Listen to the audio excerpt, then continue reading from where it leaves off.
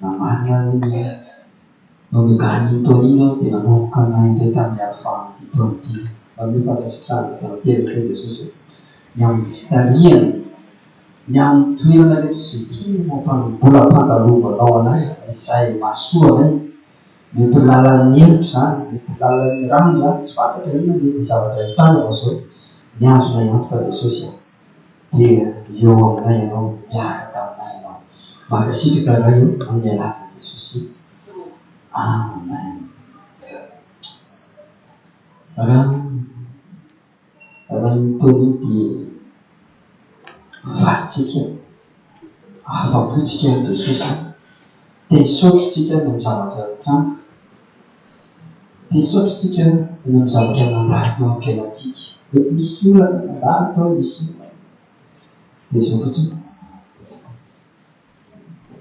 misaorana an'Andriamanitra hoe zavatra nandalo tao amin'ny fiainana. Dia nahita fiainanao fa lehibe teo amin'ny fiainanao Jesosy. Dia niasa teo amin'ny fiainanao hoe Jesosy dia tena mba mifaly ianao ary tena nakasitraka anazy ianao. Teo amin'ny fahasalamana, teo ny tanjaka, teo ny zavatra rehetra tena valy ianao. Dia tena afa-po ao amin'ny Jesosy ianao.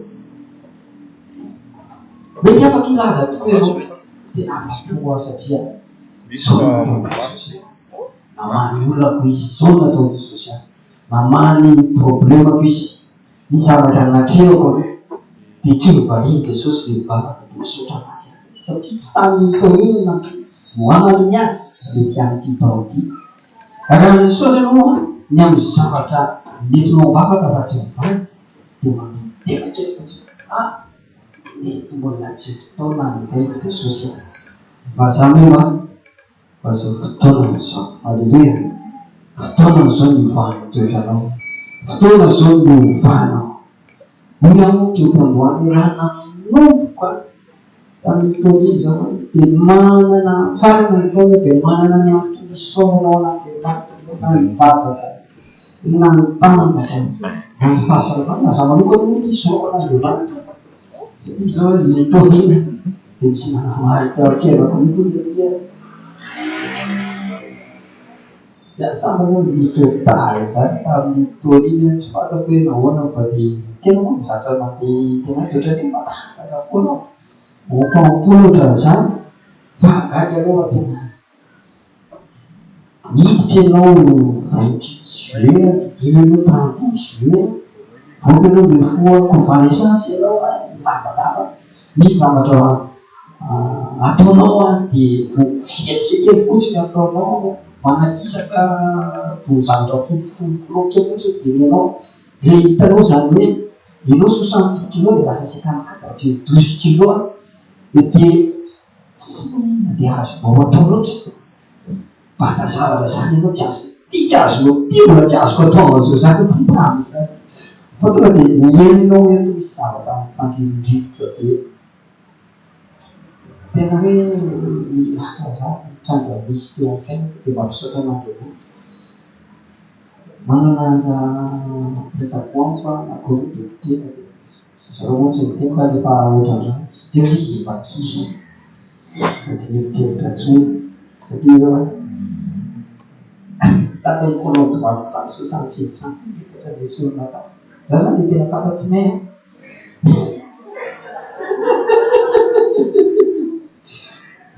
sorona zany tato nampisehoana mihitsy le izy, nampisehoana dokotera mihitsy tambola prometay fa zao mahagaga anazy izy manao zava-mahagaga tena naveriny Jesosy aminao na efa 64 kilo lezy dia kilo sisa ngamba zay na tsy dia ilaina loatra dia 10 kilo fa mitsy am'izay kasika tokony zavatra rehetra. Zany tiako tenena aminao hoe tena hoe mampisaotra anao Andriamanitra. Nisy asa zay satria atao amin'ny tamin'ny valetoa azy tena tsy amin'ny programme fa manana planiny tompony. Dia mandinika hoe tena tandena eo fiainana ny zavatra problème momentany manosany tompo ny zavatra tena fiainana ny zavatra tena ankoatrano tsy rehetrarehetra dia zao koa zao fampahina zany tsy mahazo velona. Ianao rehefa miranana kany jivy permitavena vanina be anao dia no programme taxis ndray. Nefa tsy manirananao trano voalohany dia problème zany avienina nanao zany jona nefa jonao manana topo asa zay ihany ke. Fa toko tenena aminao mety misy olana atreanao mbola tsy mivady dia zao totoa fisaorana izy. Dia olona tena mitobona Jesosy zao nataonao akarazana anniversaire fa tena zao mbola toerana misy mety hoe ny sasany tena mbola tsy nanambady mbola tsy miteraka aby eo izy ny sasany mety mbola tokoa zany azao votosy fisaorana votosy fisaorana ny tranga misy dia mazava dia afa-po aloha zany itranga fitarihana teo zao le saintsainy fa zao le tonga tao fiainana dia mankasitraka ny tompony. Za zao tamin'ity maranty dia eo misy fianakaviana telo natiny dia ny aéroport tamin'ireny tokony andeha ny vola izy mitara dia efatra dia tamitelo tonga tao an-trano tena misy nivaira dia manokao tsy haiko tsao dia nivaira ny amamoletomasy manova mivavaka ny tsy fantatra ao vidy latsaka roa dia afa mitsy fireven'Andriamanitra hoe ndarenao tsy maniova raha sasany dia mikrosy maka tamy tsy mahazo mikrosy zany tonga dia herinao hoe tsy mety amin'ny fiainanao fa namboatra zavatra teo amin'ny fiainan'Andriamanitra dia akasitraka anazy zavatra tiako teneninao dia zao tena mila afa-po ianao amin'ny zavatra mantany sy izay navelany Jesosy teo amin'ny fiainana. Aleluia. Mety overinao olana izy eo amin'ny nofo tena mety olana tokoa izy fa dimy kely tena mahafa-po ny zavatra nataony Jesosy. Iny zavatra tsy azonao dia mahafa-po ny vary nataony Jesosy nefa atao tsy ho vary iny. Mahafa-po Jesosy ianao satria nijalo aminao izy nanatanteraka ny famonjena nanafitra anao izy maty izy mba hanafaka faly ianao afaka mivaly problème afa-po tena afa-po ao Jesosy ihany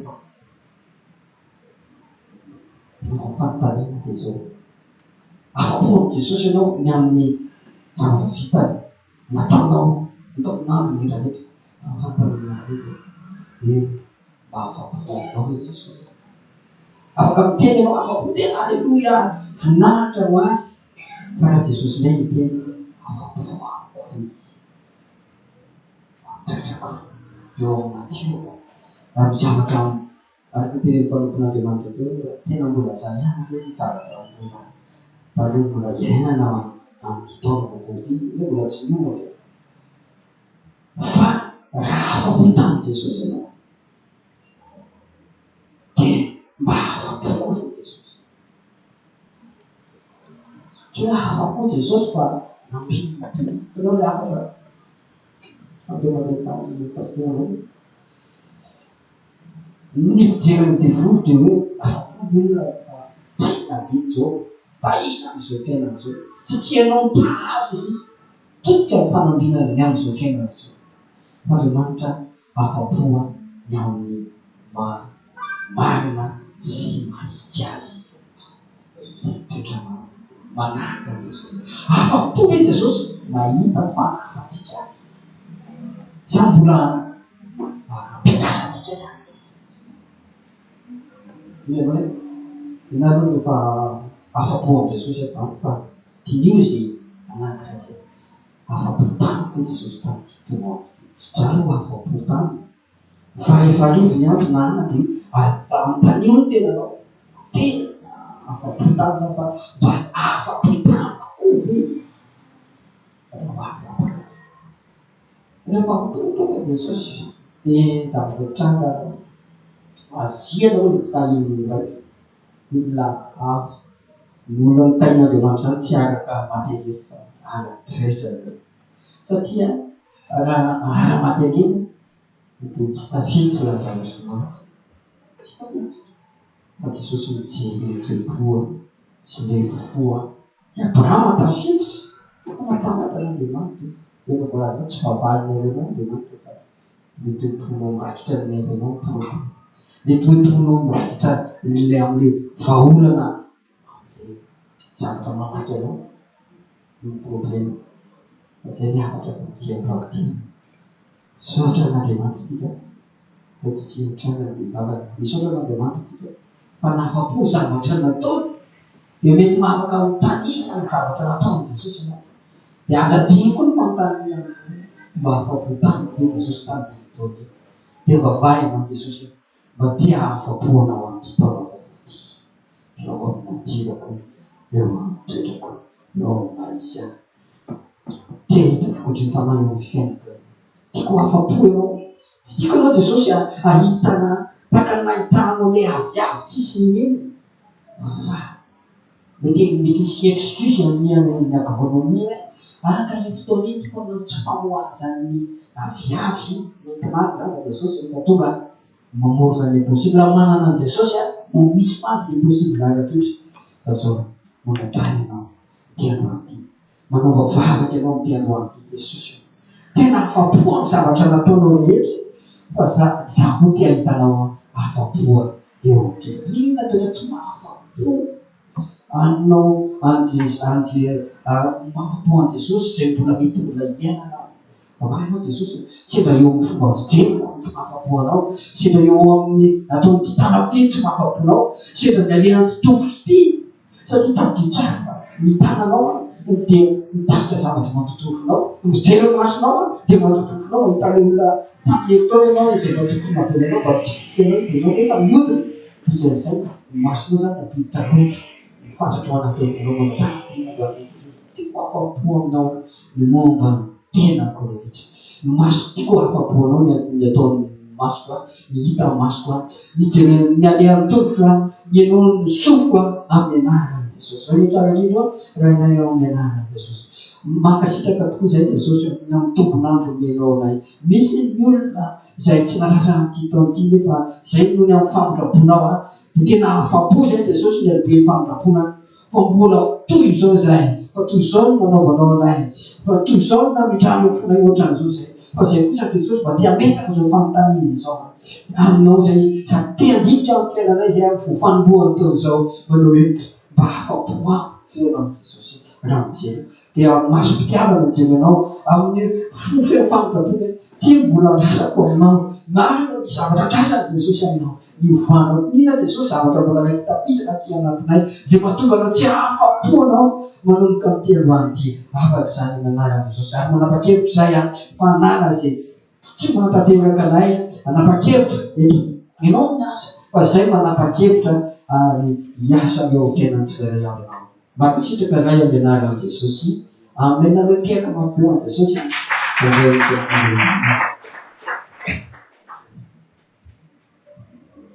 mbola rehefa ray mamelo naitra anao zay amin'ny anaran'i Jesosy fa eto toerana mety aminay eto toerana tsara indrindra manay amin'izao fotoana izao dia manao mpondranay fa tsy hoe zay no mazotovena zay no teo efa ty toerana ty misaotrany amin'ny fahamarinan'ny teninao ataonao aminay dia mankasitraka izahay mba mangetaheta-nao tsy nahiary tsy mangetaheta mpitolo telo mitsy anao ihary mangetaheta ilay teny fiainana vaovao dia ampiasaony mamponao sakafo ny fandrenesana rehetra Jesosy mba tena andraisanay ilay teny fiainana velona vaovao andraisanay ilay fahavelomanao zay aty anatinay Jesosy mba homarina aminay raha fety zao fotoana zany hoe ianao tompo zahay miaina Jesosy Kristy tokotsara Jesosy mankasitraka ny amin'ny zavatra rehetra Jesosy satria tianay zany mety aminay zany dia ianao no teraina sy menay voninahitra ampony zavatra rehetra amin'ny anaran'i Jesosy amen fafamaso toerantsika tompo fa ny miarahaba antsika ho aza mbola lehibe izao miona Mahitsotra ty taona vaovao 20 sy 10 arivo ty.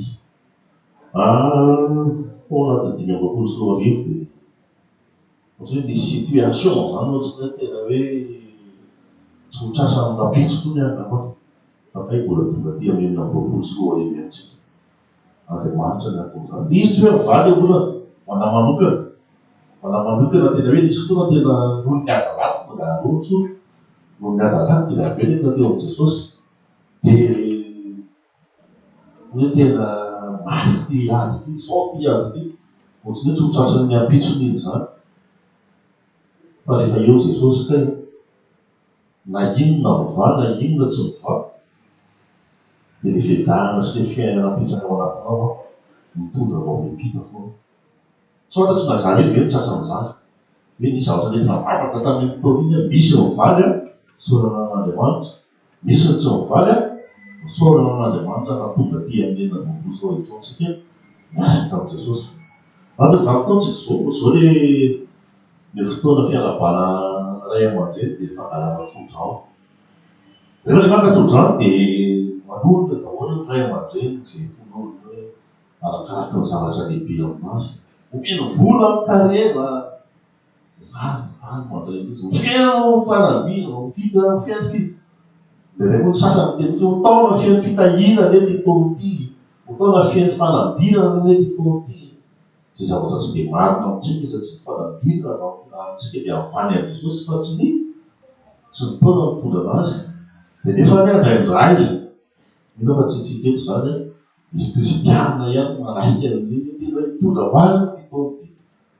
Fa ndao tsika hiverinao anatin'ny fahamarinana hoe izay raisitsika dia avy amin'i Jesosy daholo fa tsisy avy amin'ny taona zany na kely ary. Mety ny taona zao dia mana manokana zao tamin'ny farany taona dia hiditra amin'ny voalohany taona raha atao amin'ny teny atao amin'ny fijerin'ny olombelona dia efa hiatsy lavo zany vao manomboka ny taona hoe tia misy ady hatrehana. Fa misaotra an'Andriamanitra fa efa nampandreseny tao anatin'ny tsy le fandresena tsy le fandresena dia tamin'olona.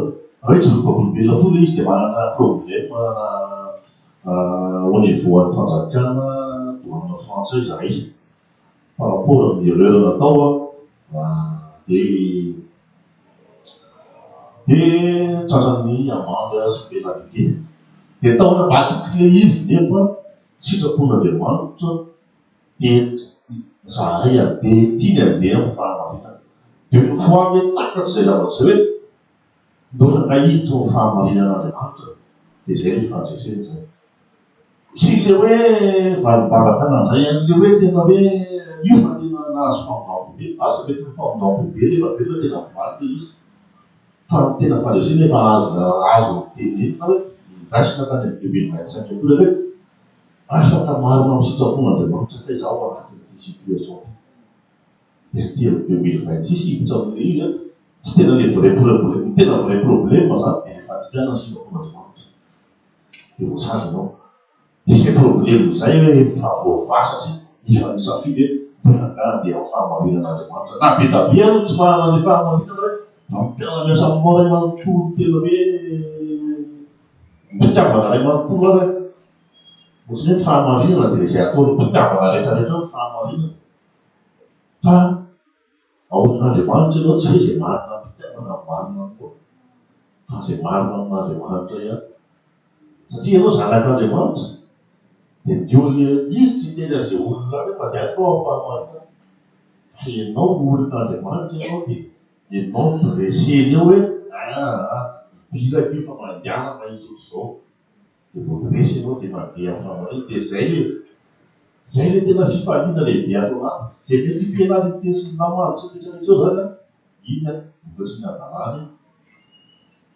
Fa ny sitrapon'Andriamanitra dia tsika mandeha amin'ny sitrapony dia normal na be raha hoe faly ianao satria tena fifalianao dia marina eo anatrehan'Andriamanitra.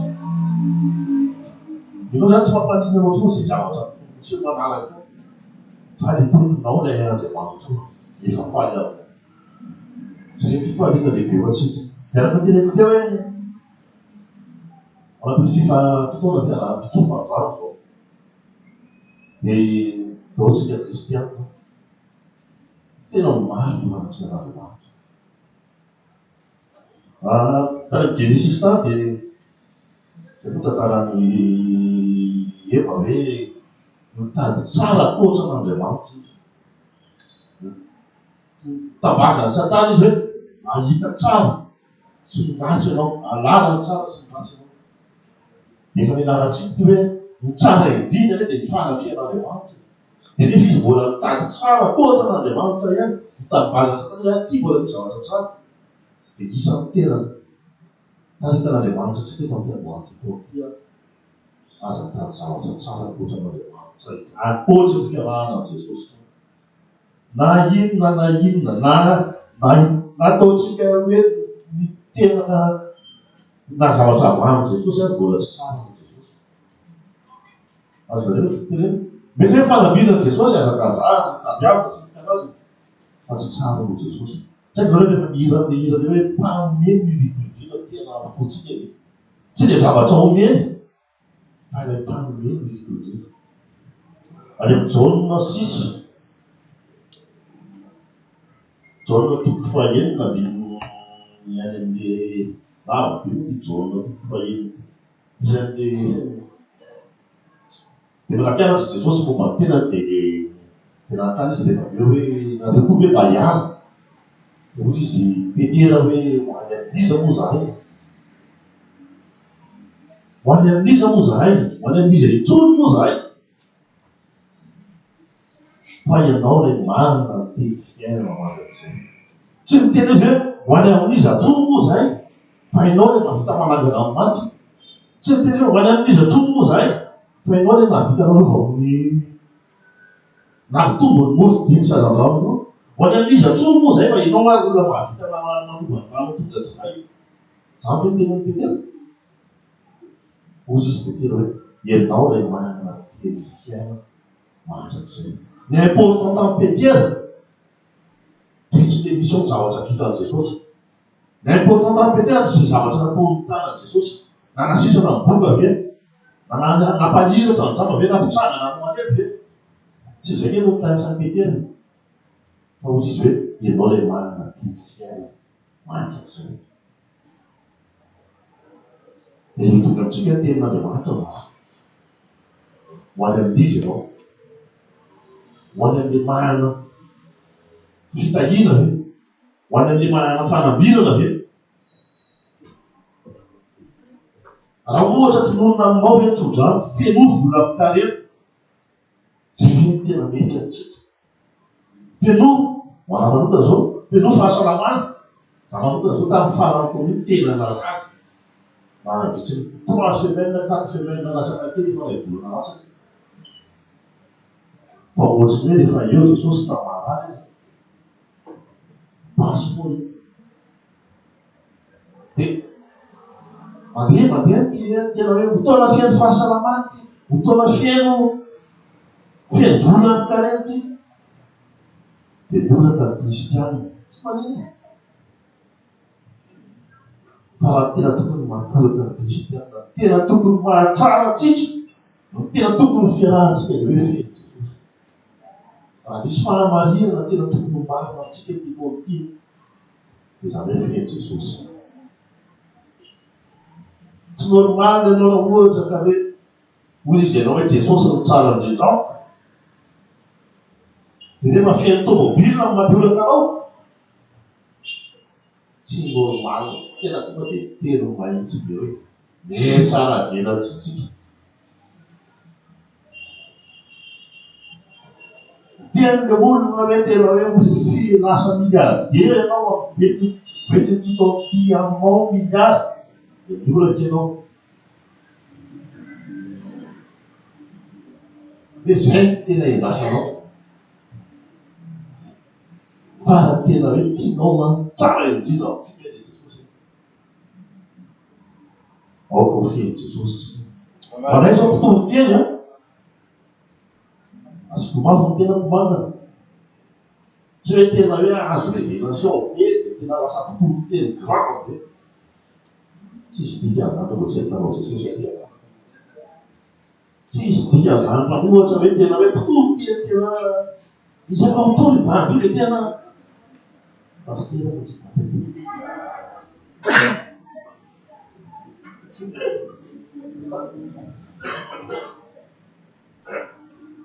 isaka mitory babiky zay zany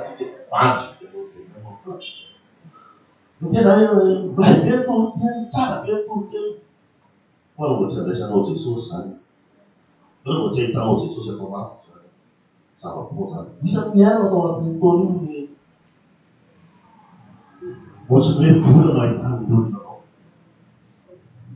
dia mahafarinana izy hoe ianao manao an'ilay zavatra mpitiavana ka ny olona vola foana nandatany aminao mikaky ianao dia tena nahitsiny Jesosy fa tsy hoe kaky nahitsiny Jesosy tandremo tsy Jesosy ny olona tsy Jesosy no hita ny olona eny aminao mahafory tena nandraigesina hoe Jesosy ary itao fahamarinanao maso izany ny hita ny olona tsy manomboka fiaina soa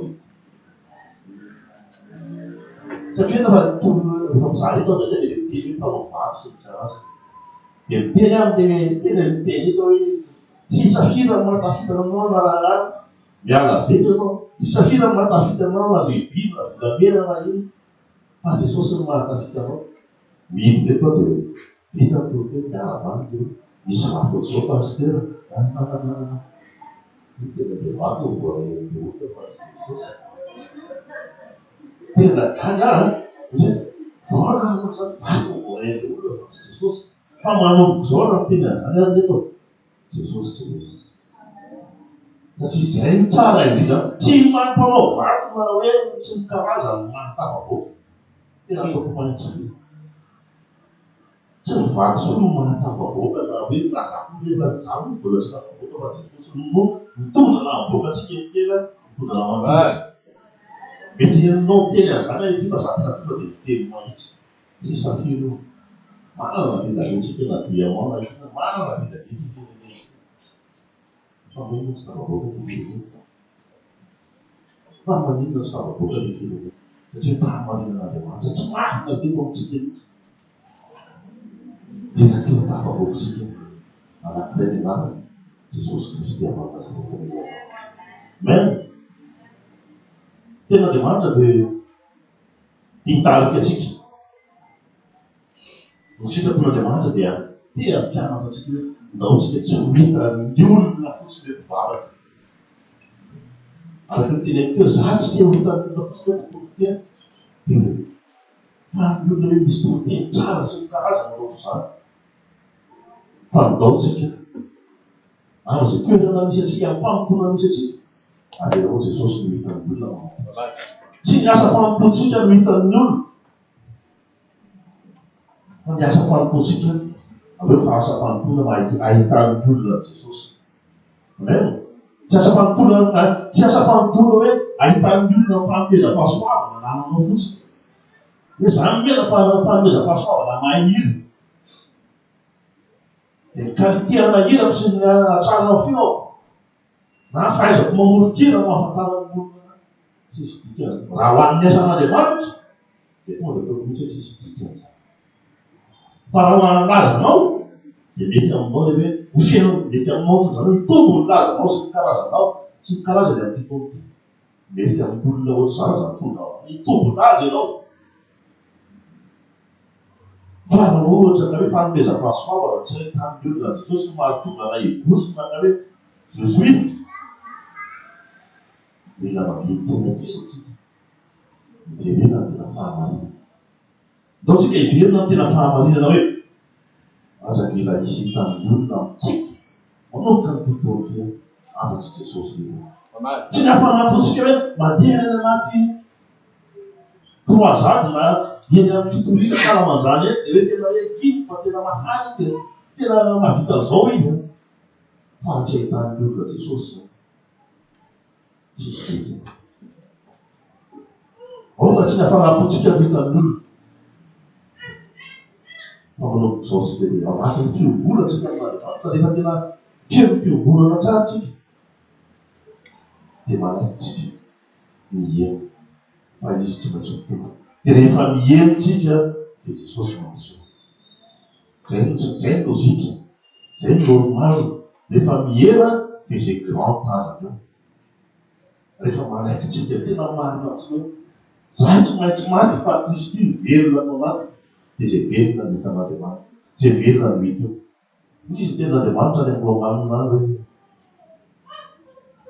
raha zao fiainana zao ihany izy no anatenantsika Kristy. Dia mahantra indrindra noho ny olona rehetritsika. Inona anatenantsika Kristy? Inona ny rahantsika tamin'ny Jesosy tamin'izay? Andriamanitra famalivavaka ve? Hoe misy problème Jesosy dia vavao io a. Misy tsisy rama Jesosy dia baso trano io a. Na mba meo automobile na mba meo trano. Raha zao fiainana zao ihany izy ny ten'Andriamanitra. Anatenantsika Kristy dia mahantra indrindra ny olona rehetra. Tonga dia ataoko mahitsy be hoe zany zavatra nitomboko teo aloha teo zany. Dia ilay zao tontolo zao any tenana Kristy. Zany hoe fomba fiarantsika Jesosy tsy Kristy mba mahalivavaka no rasana. Fa tsara indrindra dia anao manaky fitaovana ampifisehoan'i Kristy. Zay tokony anitsitsika ny lalatsika. Hoy izy ten'Andriamanitra, haitsika teneniny foana.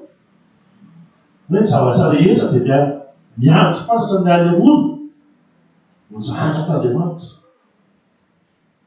Mety aminao hoe iny Andriamanitra famaneo anao hoe iny ny zanako. Ny fanehoananao tsy hoe nahazo tômôbilina hono ny pastery.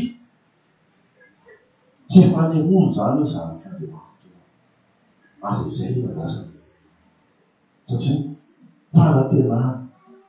Ary ny teny hoe mahantra indrindra tsika raha amin'izao fiainana vao ihany manantenana Kristy.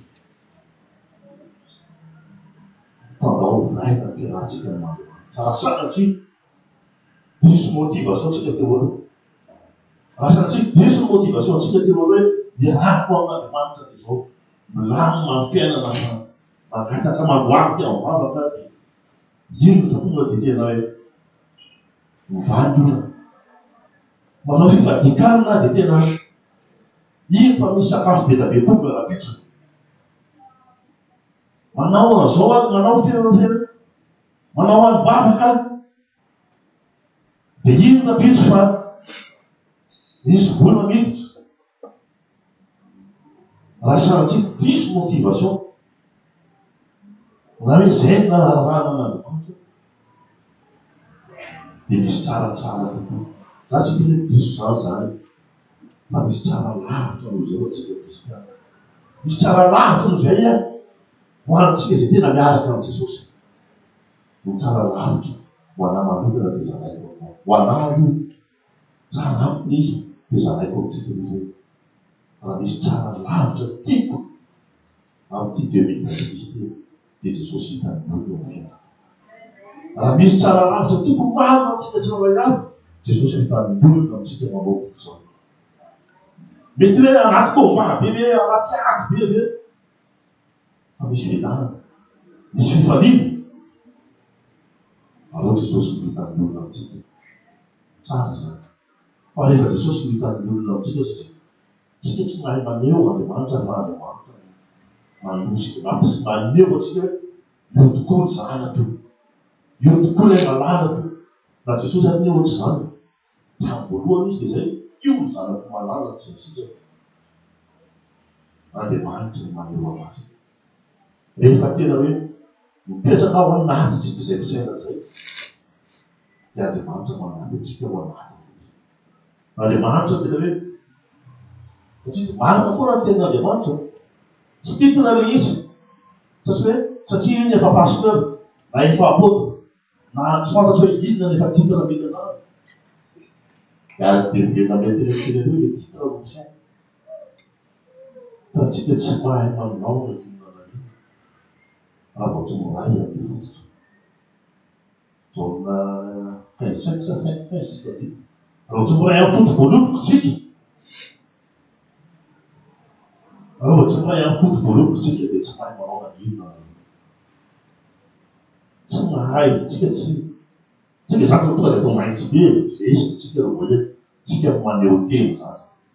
Ary rehefa tsika maneho telo zany a dia mety tsy marina le fanehoana satria fanehoana avy amintsika io izy. Fa rehefa tsara fiombolana amin'Andriamanitra tsika, rehefa tafaray tsara amin'ny fototra tsika, dia miova ny ataontsika hoe voaloboka mena zany. Rehefa tena hoe mahay tsara amin'ny fototra dia voaloboka, dia nanomboka maitso dia avy eo mivadika tsipelipely eo amin'ny loha. Dia rehefa ilay maitso no hoanina dia marikivy be. Tonga dia tsisy tehirana izy zany. Raha tsy hoe voaloboka maitso dia hafa ilay voaloboka maitso iny zany. Fa raha voaloboka mena no tokony eo amin'ny fototra, dia rehefa mena ianao izay vao azo amin'ny voaloboka. Zany hoe mahatonga ilay voaloboka iny mena, tapao ange iny e. Tapao amin'ny maitsomaitso iny dia apetrao eo. Fa lasa mivadika tsy mampite iny lozotra mbola maitso zany. Mampite ina dia na dia ny olona ary tsy te hihinana nefa jerena ny lozotra hoe tsy mety anaty fako amin'izay. Satria ny tenanao no nasehonao rehefa miaraka eo amin'ny fototra. Ny tenantsika naseho antsika hoe anao zany miaraka amin'ny fototra dia mipetraka eto amin'izay na tsy fantatra hoe foto voaloboka dia ianao mipetraka dia etsy amin'ny tsirôtsitra. Etsy amin'ny tsirôtsitra indray dia hianona fa io mahita mainy kokoa ny voaloboka rehefa nefa décision avao zay izy. Tsy mety ka. Eny amin'ny reality amin'ny zava-misy zany dia samy nasehon'Andriamanitra hitantsika zany. Dia tsika raha sanantsika hoe ohatr'izay le fiarahantsika amin'Andriamanitra tsy misy misy. Dia ohatry ny voaloboka miala tapahana ianao tonga eo amin'ny fototra eny amin'ny fototra roatra. Tsy mivadika zany fa atsipy any amin'ny ihany dia dolan'olona fa mamelo lavitra. Dia rehefa tonga ny lavitra dia vatafahana tsina zay. Ataontsika raha tena tapa-kevitra ianao mierika aminao zany hoe Jesosy no hita zao. Fa tsy ianao lakile tokana ihany miray amin'ny tena fototra. Miray amin'ny foto voaloboka fa tsy fototra manga na fototra pibasy. Miray amin'ny tena foto voaloboka. Teo mena tsara be ianao hoe tena hoe io ny raha Jesosy mitazana eto amin'ny manga fa tsy zany. Mety eo amin'ny azo fijaliana ilay raha rasa.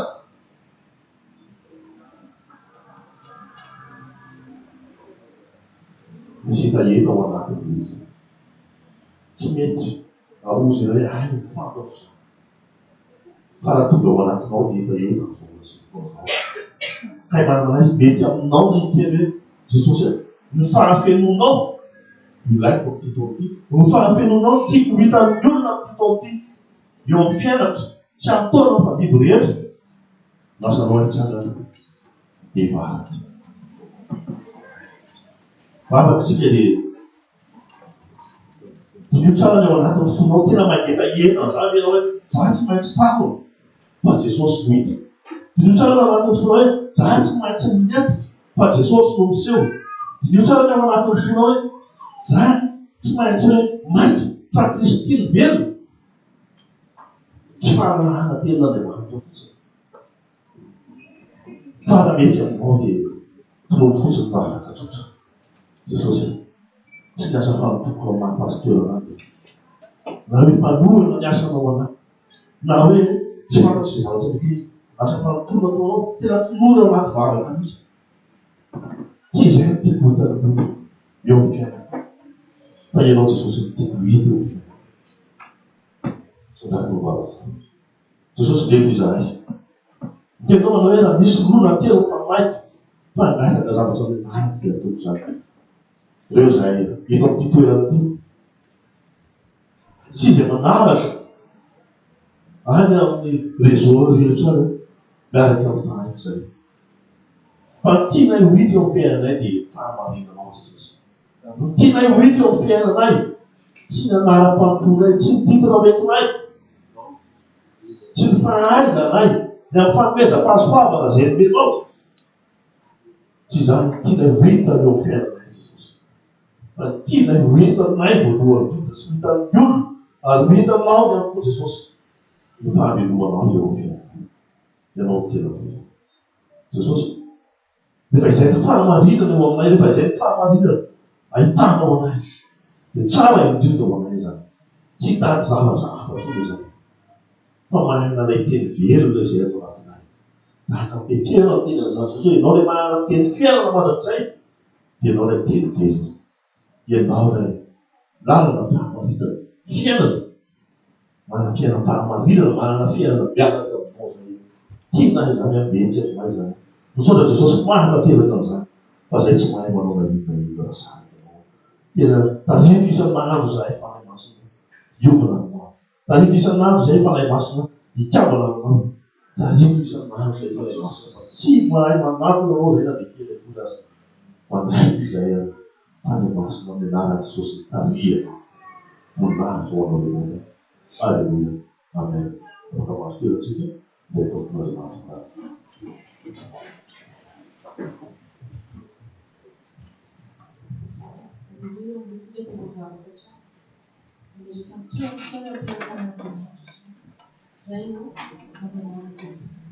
Makasitraka misaotra anao malagasy satria vaovao isan'andro koa famindra. Misaotra anao zay fitantananao fiainana tsirairay. Misaotra anao zay efa tena nomenao tombotsoa pasoavana indray mbola afaka manatrika izao sekoly izao indray amin'ity maraina ity. Jesosy mangataka izay amin'izao fotsiny. Fafeno fanainao masina. Ny mpanomponao izay zanany teny indray ankehitriny. Ary ianao Jesosy nikasika ny tsirairay aby ihany koa ao anatin'izany teny izay ho zarainy eto androany. Dia voninahitra dia averina aminao irery ihany Jesosy. Oka ianao miasa.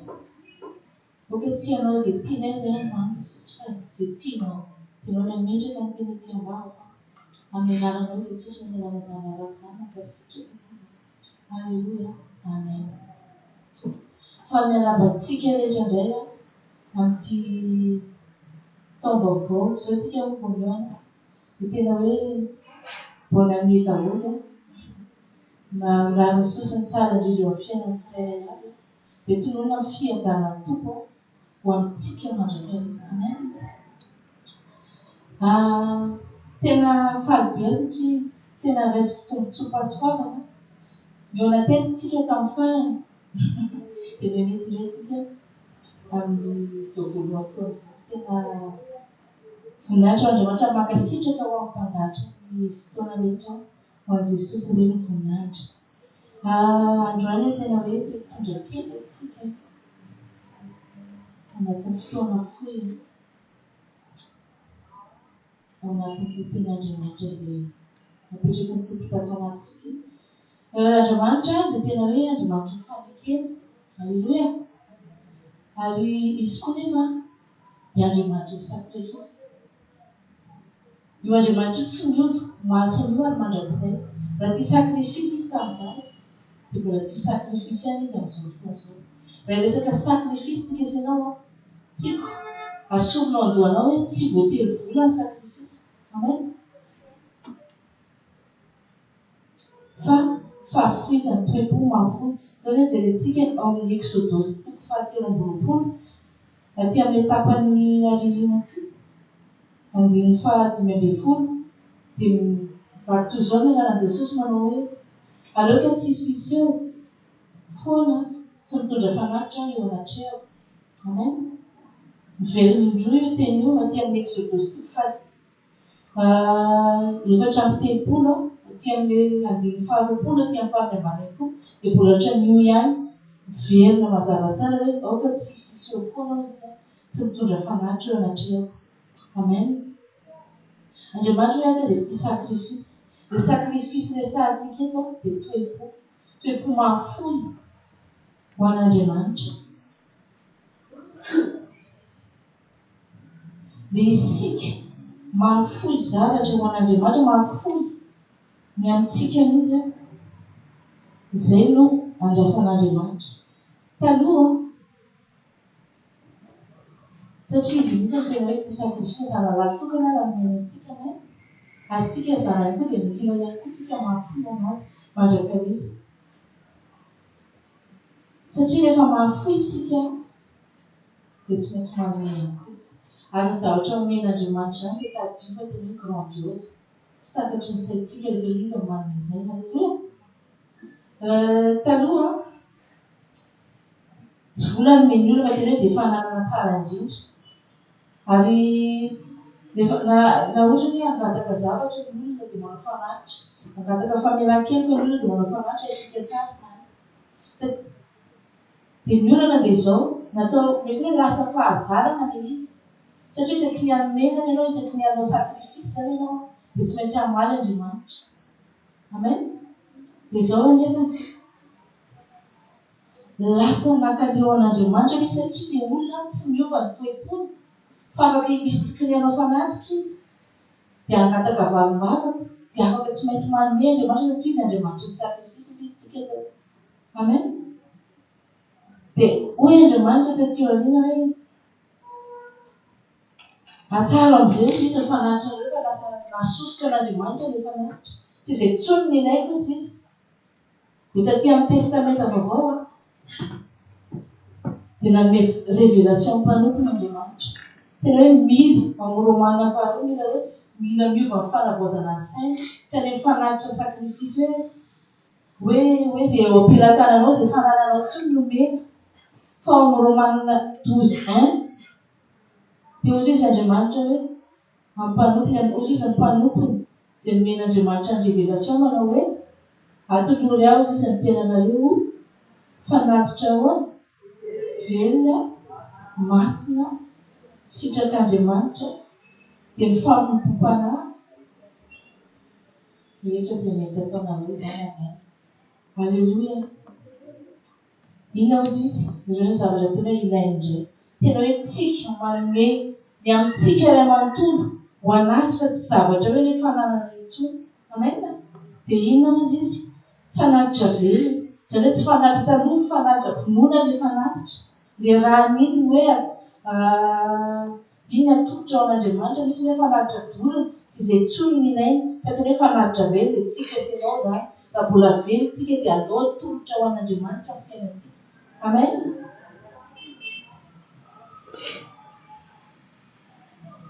Izay momba antsika rehetra. Fanatitra masina hozy izy. Dia sy eo ilay hoe toe-po mandeha amin'ny fahamarinana. Haleloia. Toe-po mandeha amin'ny fahamasinana. Mila mandeha amin'ny fahamasinana sy fahamarinana tsika. Izay hoe tena hoe afaka mahita an'Andriamanitra amin'izay. Dia io mandrava ny hevitra manakana antsika tsy eo amin'Andriamanitra intsony. Inona koa izy? Fanatitra sitrak'Andriamanitra. Izay tiantsika atao. Amen. Fa izay tiana manaiky tsika mitarihana. Haleloia. Manaiky tsika hanao sitraponina. Ary farany inona izy tao?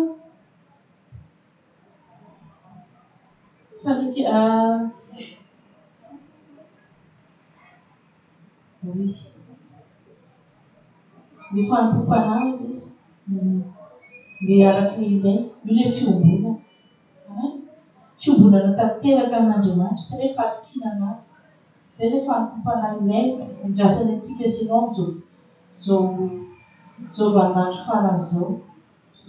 Tena hoe hanolotra ny amintsika izany olo, hanao sakrifisy ny tenantsika. Ao amin'ny Matthieu 16 mentsika tsara ihany koa izay mahay.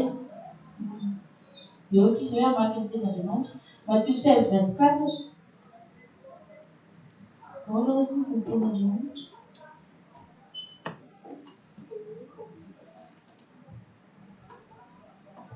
Raha misy olona be mafimafy.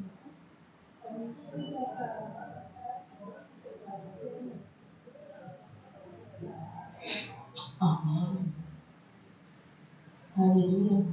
Hozy izy Jesosy hoe raha misy olona ta hanaraka azy izy dia aoka izy handany tenany, tsy hitondra ny azo fijaliana ka hanaraka. Fantatrao ve sakrifisy lehibe izany? Sakrifisy tena andrasan'i Jesosy antsika sy ianao isan'andro. Inona ny azo fijaliana teneniny? Voalohany izy aoka izy handany tenany. Handany tenantsika na izay filany nofontsika tena hoe manahirana io. Satria io foana ny tena hoe olana. Izay mampetipety an'ity nofo ity aloha fa dia fanaotrany. lasa tsy prioritaire. Dia izay mahafinaritra an'io zany izay fahafinaretana.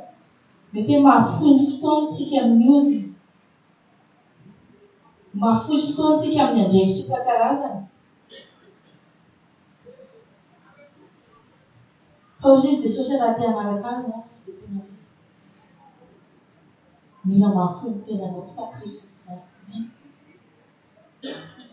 Faharoa, lasa aloha mety ohatra kely. Taloha zao tena hoe nisy zavatra tiako natao. Taloha tamin'ny mbola tsy tena hoe niovina tamin'i Jesosy. Dia tena hoe resaka mba misy temps libre. Dia ohatran'ny hoe lasa mandeha mijery film izany tsy hoe mahafinaritra anao zany. Lasa ianao mandeha mihira, ilay hira mahafinaritra mbola hira zao tontolo izao no tamin'izany. Mandihy. Nefa rehefa tena hoe nisaotran'i Jesosy, fa rehefa nanomboka, tady anazy nanomboka, nantsony, dia lasa ohatra hoe ohatran'ny tsy tianao an'ireny intsony fa aleoko andeha hamaky ny tenin'Andriamanitra. Aleo andeha hijery an'izay film Andriamanitra e. Amen.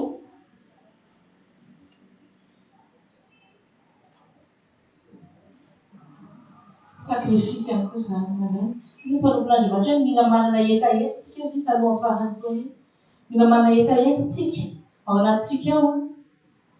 Dia rehefa manana hetaheta ianao dia mandray fanapahan-kevitra amin'izay. Amen. Fanapahan-kevitra ao iny ny sakrifisy. Alleluia. Nanomboka teo dia ireo zavatra rehetrarehetra eo aleo soloina lasa aleo ny mila fidelana mampahery kokoa. Alleluia. Aleo mamaky ny tenin'Andriamanitra, mampitombo fahalalana, fa tsy mijery zava-poana intsony. Alleluia. Rehefa miombona amin'ny Jesosy tsika dia miova ho azy dia izy. Rehefa mandray fanapahan-kevitra fotsiny ianao hoe izaho tsy hanao an'ity intsony, dia avy eo dia miombona aminazy tanteraka ianao dia tena hoe manomboka tsy tianao intsony. Amen. Misy ilay hoe rehefa miombona amin'ny Jesosy aloha ianao tsiny, dia avy eo afaka ho azy ilay izy, fa voleo aloha izy mpanompon'Andriamanitra ny hetaheta ao anatinao dia avy eo ianao mandray fanapahan-kevitra dia ampian'Andriamanitra ianao ao anatin'ny fiombonana. Tsy ho tian'ireo zavatra eo intsony fa mankafy an'ilay fiombonana miaraka aminy. Alleluia.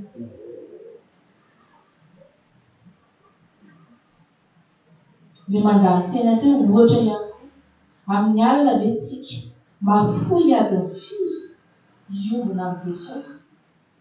Mety hoe 5 minitra, mety hoe 8 minitra, mety adiny iray, adiny roa. Mandeha mondial, ataoko hoe mondial, mandeha ny Cannes. Anisan'ny be mpity zany. Adiny firy ny Cannes? Adiny iray mahery.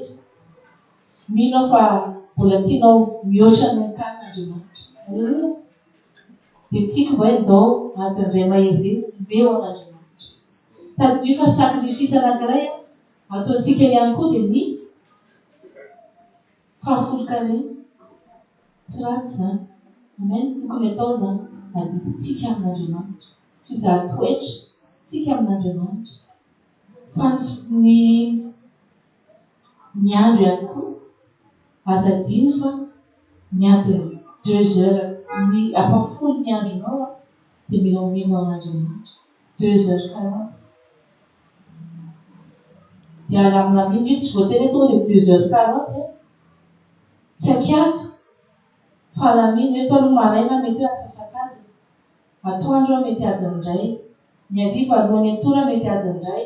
Avy eo amin'ny alina mbola mety ny aminy. Alleluia. Adiditsika io. Amen. Raha vitanao moa ny amin'ny alina vao mety tsara. Adiny 2, adiny 4. Voleo hetaheta aloha anatinao. Rehefa hitan'Andriamanitra fa manao sakrifisy ianao. Zao voalohany taona zao tena hoe ndao tsika ianao an'izany eto. Amen. Nataoko izany dia hitako hoe mety eo amin'ny fiainana ary nampitombo ara-panahy be. Dia zaraiko amintsika ihany koa hoe afaka ny vitanao izany. Amen. Rehefa mivavaka koa tsika dia tiako ny anankiray. Anisany hoe ohatrany hoe tsy mampivavaka ela hoe tsy maintsy mandoalika ve fa mivavaka. Izany tenena hoe tsy voatery. Amen. Tsy voatery andoalika ianao mivavaka, atao fotsiny izay toerana mampety anao hoe hampaharitra anao amin'ilay vavaka, dia ny qualité amin'ny vavaka ao amin'Andriamanitra atao tsara. Amen. Tsy mifandolianao nefa maly an'ilay vavaka, fa le ianao mifandray miombona aminazy fotsiny, ianao manome ilay toe-po ny sakrifie ilay fotoananao anazy. Alleluia. Amen.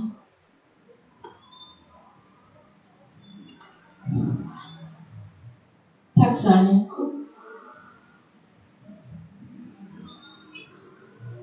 Afoy ve tsika hifadianana ho an'Andriamanitra? Ny sakafo ny tena hoe anisany izay ny fifaliana ety ambany masoa izy soratra masina. Fa rehefa tonga amin'ny fotoana hoe tokony iray bebe kokoa amin'Andriamanitra, misy vavaka tianao tena hoe aherihery kokoa ianao, sakrifisy izany. Amen. Tsy ny sakafo ihany ao sisa ny tenin'Andriamanitra, mihitsy iny ihany ny veloana fa ny tenin'Andriamanitra. Alleluia. Fa sisy atao hoe izay ate hanalakalao sisa dia mila mahafony iny ny teny. Dia ny faharoa mitondra ny azy fijaliana. Inona mitondra ny azy fijaliana?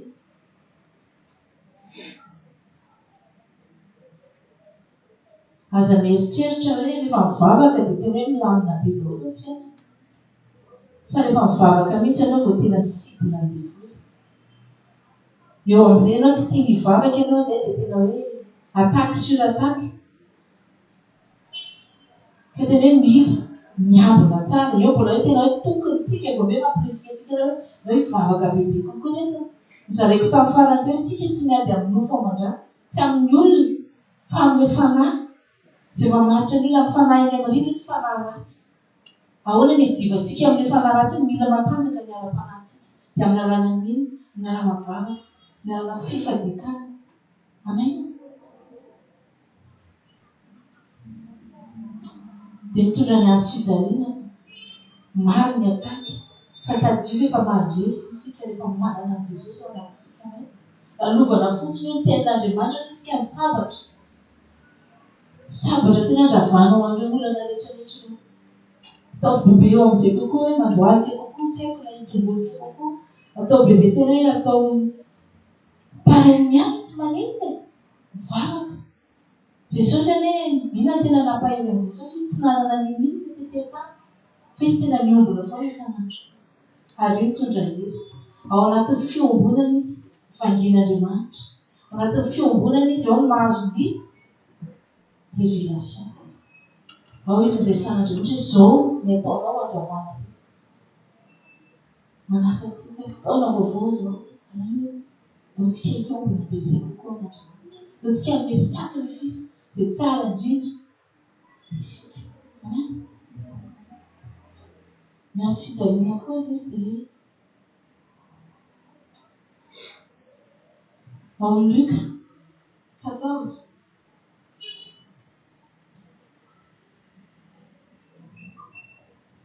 Luka 14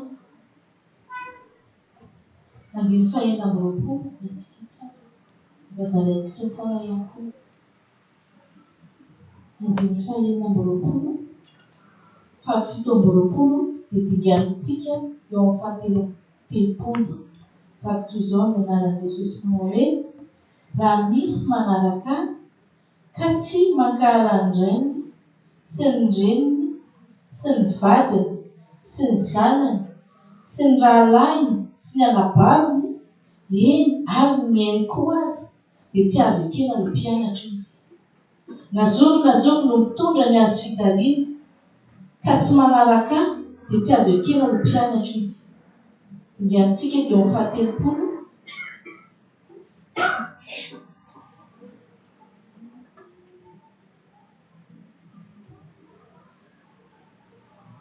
Amin'ny fahatelopolo.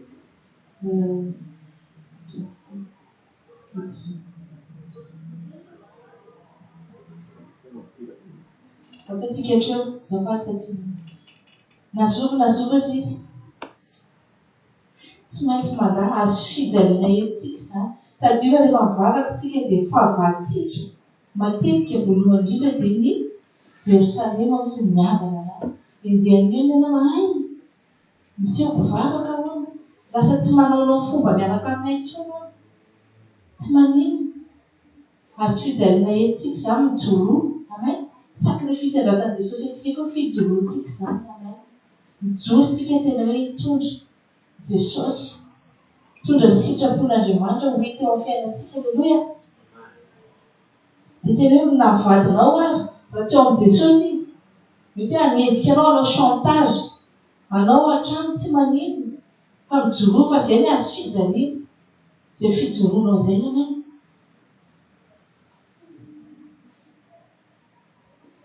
Ary rehefa manao an'izany tsika dia azo antsoina izy Jesosy mpianatra.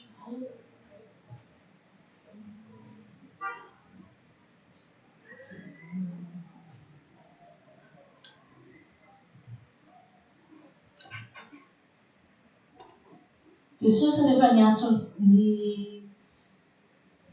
mpianany dia nasiana nino? Nasiana najana ny zavatra rehetra izay mpanao amin'ireo daholo izy.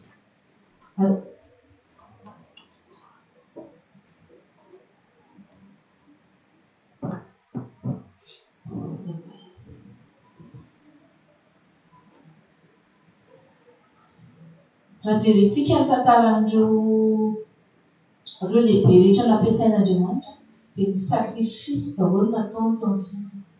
Raisika ohatra fotsiny Mosesy izany hoe nanana plasy tao, prince d'Egypte izany.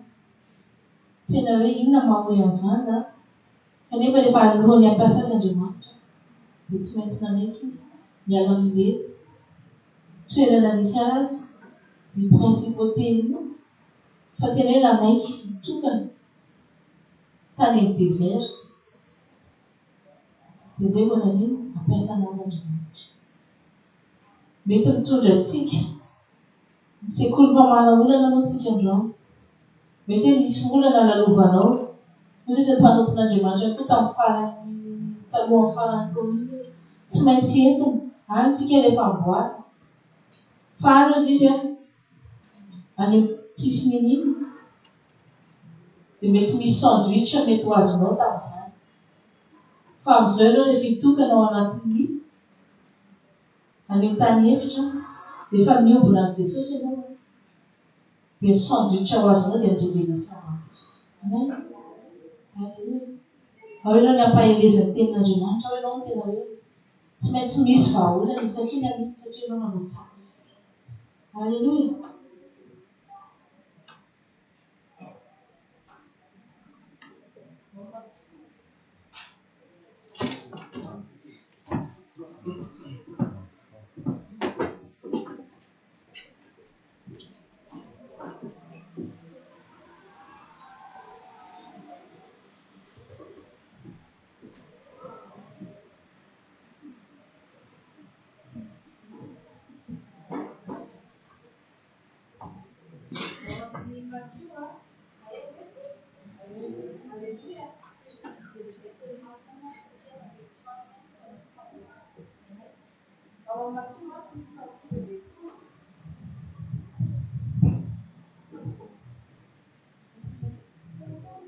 Alleluia.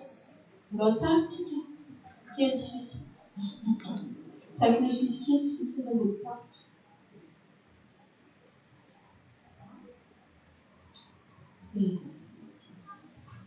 Ozy izy tenin'Andriamanitra ary izay rehetra nafoy izy aty Mateo mbola misy hoe izay rehetra efa nafoy ny trano, ny nafy, ny trano, zanaka, ny reny, rehetrarehetra dia handray zato elo ozy izy ka handova ny fiainana mandrakizay. Alleluia. Io tena tiako ampielezana antsika farany. Ny sakrifisy ataonao dia miaraka amin'ny mandrakizay anao. Amen.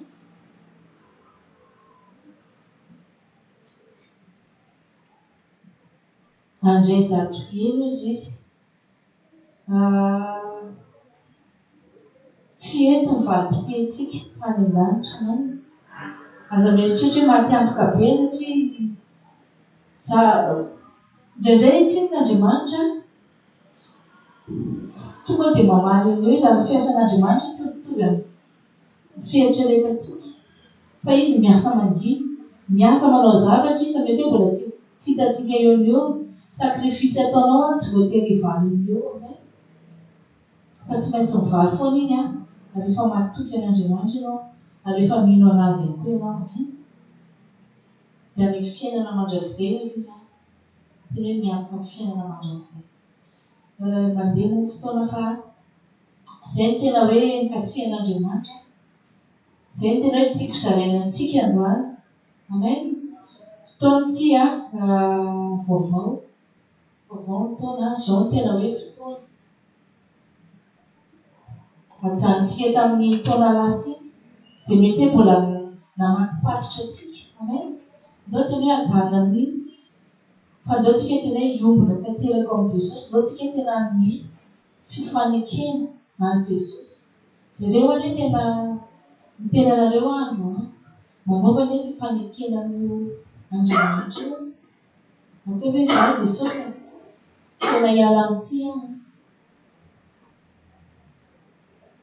fa oka ianao ny amin'ny fiainana. Tsy haiko izay angatahanao eo. Fa sy fifanekena miaraka aminazy za tsy hanao an'ity intsony. Dia atao vitan'Andriamanitra fa olona matoky sy maly ianao. Dia rehefa mahita anahy ianao manaraka ka tsy nandaitra izay fifanekena tamin'Andriamanitra izay, dia tena tromba. Fa Andriamanitra tsara loatra Andriamanitra. Jesosy tena hoe Jesosy tsy hitako izay teneny. Hitako amin'ny fiainako izany dia zaraiko anareo. Amen. Tena hoe rehefa misy zavatra hoe za taloha tena hoe hitanareo ohatran'ny hoe anisany tena zavatra mahafinaritra indrindra ndavaka be manao pataloha manao zavatra hoe tsy haiko.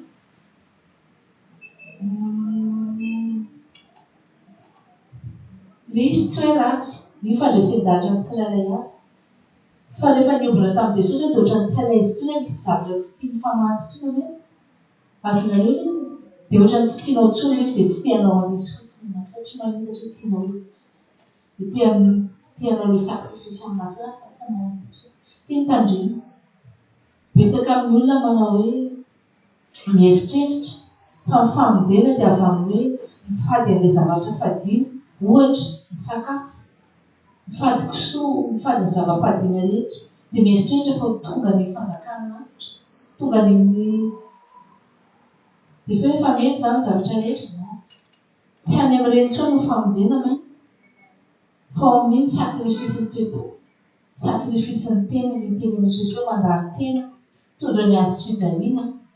Tsy haiko inona avy izy teo, mino afa tadidinao daholo maina. Manamary tena ny olona hoe za mifady kisoa dia nefa manao ny atao iny. Tsy amin'izany ny sakrifisin'ny Andriamanitra. Amen. Fa toepo tena hoe mahafody hoe hiombona anazy adiny firy ny ataonao ho an'Andriamanitra.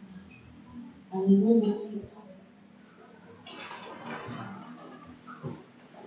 Raha voakasika tao anatin'izany teny izany ianao tiako ianao tena hisaotra ny Andriamanitra io Andriamanitra tompony teny androany. Mitondra teny fotsiny teto androany fa izy nampitondra ny teny. Sasan-drato ny fivavaka ao dia misaora mangataka teny andao tsika hangataka amin'ny fanahy-masina. Tena nampy antsika ao anatin'izany. Tena hoe hampaharitra antsika ao anatin'ny vavaka. Hampatonga antsika tena hoe havita hifadianana izany. Hahatonga antsika hiaro antsika ao anatin'ny fakapana maro isan-karazany isan-gato ao vavaka ao. Amin'ny anaran'i Jesosy mankasitraka ianao izay. Satria ny tenao tokoa tena fahamarinana tsy azonay tena hoe tsy azonay lavitra izany fa ny tenao fahamarinana. Ary tenao ihany koa dia miteny hoe mitady fahamarinana izay dia marina no manafaka anay. Tsy handevy ny zavatra rehetrarehetra. Androany izay Jesosy dia menao ny teny hoe sakrifisy. Tena hoe mifanekena indray androany. Taona vaovao izao Jesosy tena tombontsom-pahasoavana ho anay izany raisinay. Tena efa lasa ny zavatra taloha fony Jesosy. Izay zavatra mety mbola manelingelanay fiombonana aminao Androa izay tena hoe anao sakrifisy rapio izay apeny tsirairay avy fa ilay masina. Izay mety hoe mbola manelingely anao anatinay tena ampitsahivy anay izany. Dia apio izay hiala amin'izany. Apio izay tena hoe hanolotra hanombo an'izany eo amin'ny hazo fijaliana miaraka aminao. Dia andeha milamina am-piadanana. Mba tena hanjaka hitoetraka ao anatinay tokoa fiadanana satria tafahombona aminao izahay. Fa ilay masina fenao fahafenoana ao an-trano. Tsirairay avy meo ely izahay tena hoe atonga anay aharitra hivavaka. Atonga anay tena hoe afay ny tenanay ao anatin'ny fakapanahy maro isan-karazany. Raha anao Jesosy andrakatra ny tsirairay avy amin'ity taona vaovao ity tena ilainao. Fanotronanao, fiombonanao Jesosy. Tsy fahatanteranay Jesosy. Moka tena hoe ianao mikasika. Ianao ny hanova ny tsirairay avy. Satria ianao ilay tompony. Fandrampona. Dia ianao ny seho amin'ny fiainan'ny tsirairay avy. Asanatra mivavaka izany tompoko. Ho aminao irery amin'ny anaran'i Jesosy. Alleluia. Amen.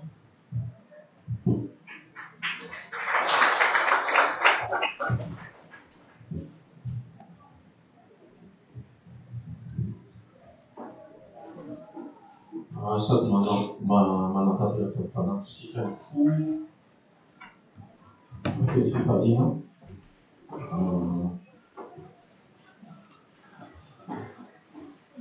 fandaharany taonantsika misy sekoletina mapitso ohatr'izao ihany ny alarobia koa ny batisa ho an'izay erepanahy ho an'izany dia misokatra